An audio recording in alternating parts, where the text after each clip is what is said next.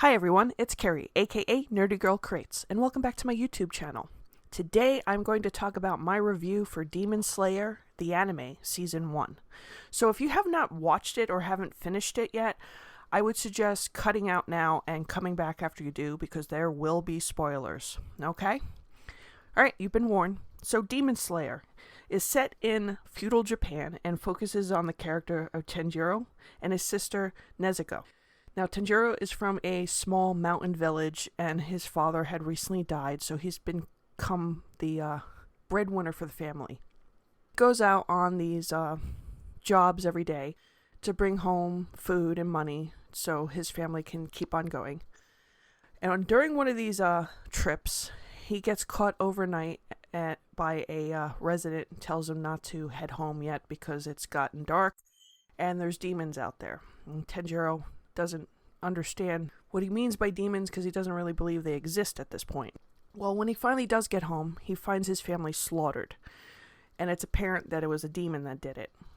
The only one who seems to still be breathing is Nezuko, so he throws her on his back and he races back to the village to try to save her, but during the trip, Nezuko ends up coming alive, and turns out she has now been transformed into a demon. While trying to fight off his sister, Tanjiro is rescued by a demon slayer known as Gayu. I apologize if I said that wrong. But Tanjiro quickly realizes that this demon slayer is going to kill his sister, so he stops him, making the demon slayer kind of puzzled. Why would you want to save a demon who's trying to kill you? Well, it's quickly realized that Nezuko isn't going to kill her brother. And the demon slayer then realizes Tanjiro's skill and recommends him to go see his master, a former demon slayer who now trains new demon slayers.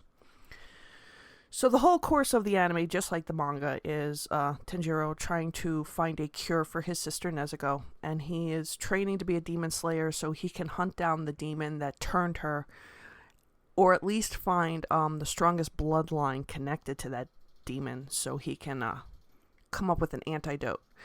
And along the way, he meets a demon who is a doctor in her previous life. And she is, just like Nezuko, not looking to kill humans. And is also trying to find a cure for her demon tendencies. So she teams up with Tanjiro, and he offers to collect blood samples from the different demons closely related to this main demon, so she can do experiments to find the cure. So what did I think of Demon Slayer the anime? If some of you have caught my manga review, you already know I'm actually a fan of the manga, so I was really curious about the anime. Now, the first thing I want to talk about is like the art. This is always something, if you followed my videos, I always talk about the art, and whether it's the comics, the manga, the animes. Art to me is something that first catches my attention. And the art in this is very, very beautiful done. You know, for something that's more of a horror-based storyline, it's very colorful. Especially when Tanjiro uses his sword and he conjures the water elements. The water design is pretty much like that, straight out of like an ancient Japanese art piece. The fire scenes, vibrant. It's beautiful to look at. It's just really unique. It's rarely cloaked in darkness. You have a lot of bright colors to have certain elements stand out beautifully. When it is dark, it kind of is more for the element of surprise, kind of like hiding in the shadows. It's pretty much to differentiate the hero from the villain, in my opinion, even though there are some points where certain villains have very colorful aspects to them as well. Now, what did I think about the characters? Well, let's talk first about the two main characters, which is Tanjiro and his sister Nezuko. I'm a huge fan of Nezuko.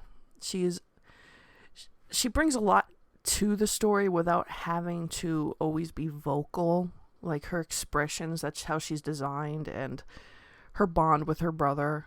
Yet, at the same time, she could be very savage. I love some of her encounters with other characters who are just quick to distrust her because she's a demon, and she kind of gets annoyed with them, that she's trying to prove to them she's not going to hurt them.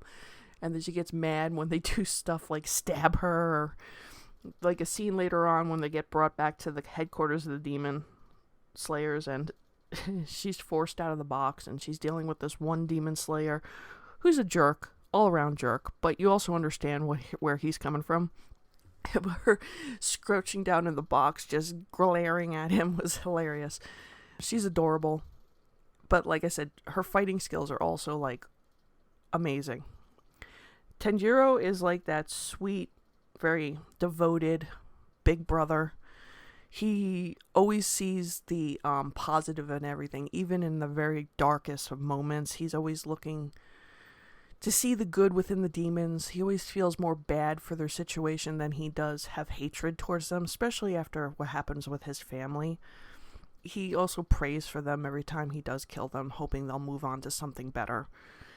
And his determination to help his sister is what his motivation is. It's not really he wants to become a hero. He just wants his sister back because she is the last of his family. And also his devotion to the others he meets along the way. You know, he has a very good instinct on who's good and who's bad.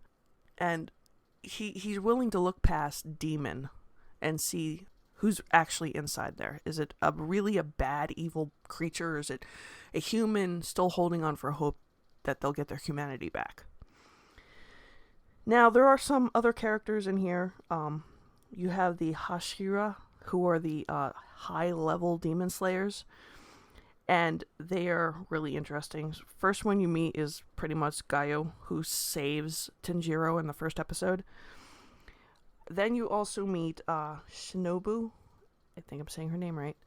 She's more like the medical slayer. She uses poisons to take down her opponents. But she's also got a very sad story, which she masks with a very happy-go-lucky face. Then you have some other demon slayers who are more on Tanjiro's level. One of them is Zetsu.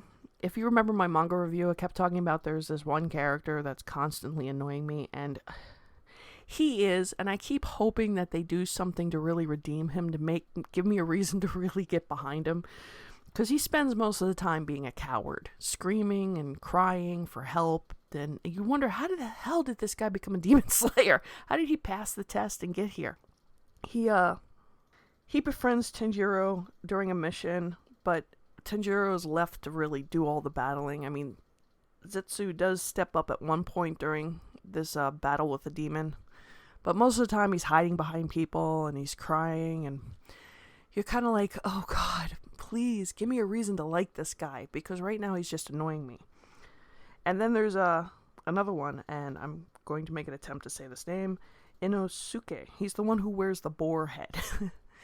He's more the savage demon slayer. You know, he grew up in a more savage landscape. He's more feral than everybody else. Despite the fact he's got a very pretty face, which gets pointed out and annoys the hell out of him all the time, you kind of understand why he behaves the way he does more so than Zetsu. You know, he's more about proving his strength and being like the top dog because of like the background he comes from. You know, he's learned to live in the wild, and demons, he doesn't want to view demons as something that can destroy him. He wants to overcome that and take them down. He also gets an eye-opener that he has a lot still to learn, and it makes him kind of more relatable than Zetsu. There's also another mysterious character who we don't get too much of until like the final episodes, Kanao. She is taken in by Shinobu when she was a kid, and she's very quiet. At some points I thought she was mute, except for the first time I hear her speak to Nezuko. She's very like unemotional, but you learn about her background and kind of understand where she's coming from too, so she's an interesting character. There's also some more of the Hashira that seem really interesting, but we didn't get too much into them yet.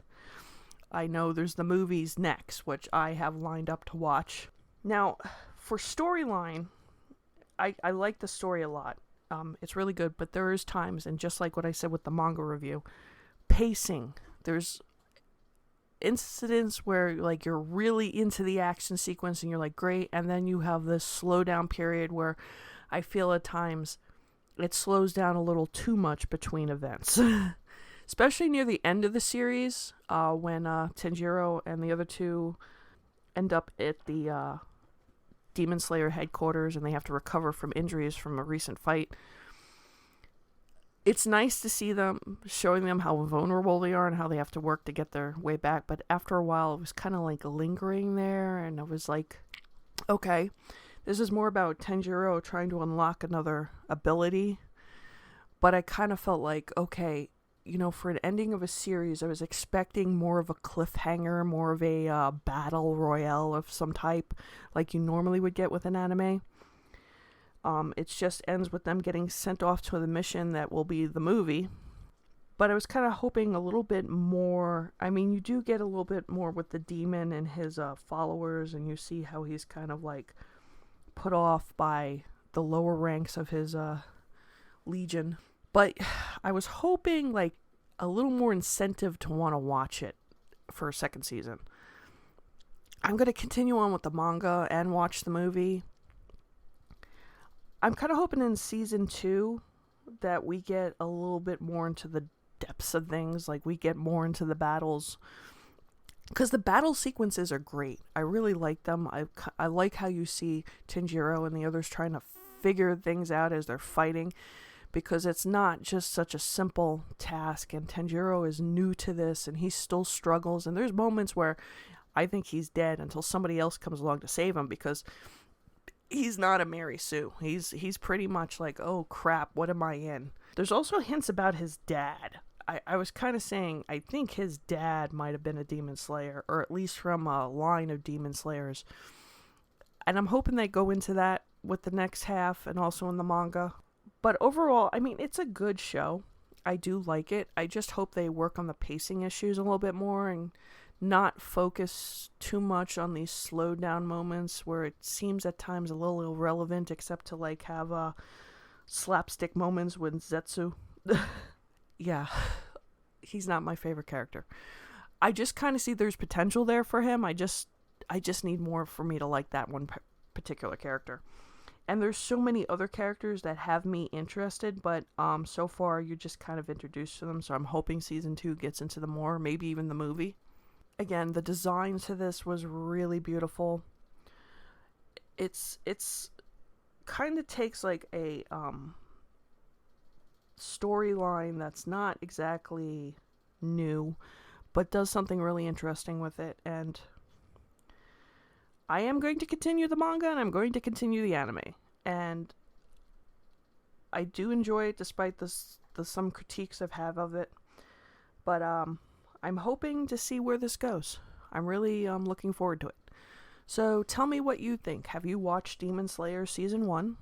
Go ahead and comment down below. Don't forget to like, share, and subscribe. And hit that notification bell so anytime I have a new video up, you'll be notified immediately. I will see you on the next video. Bye.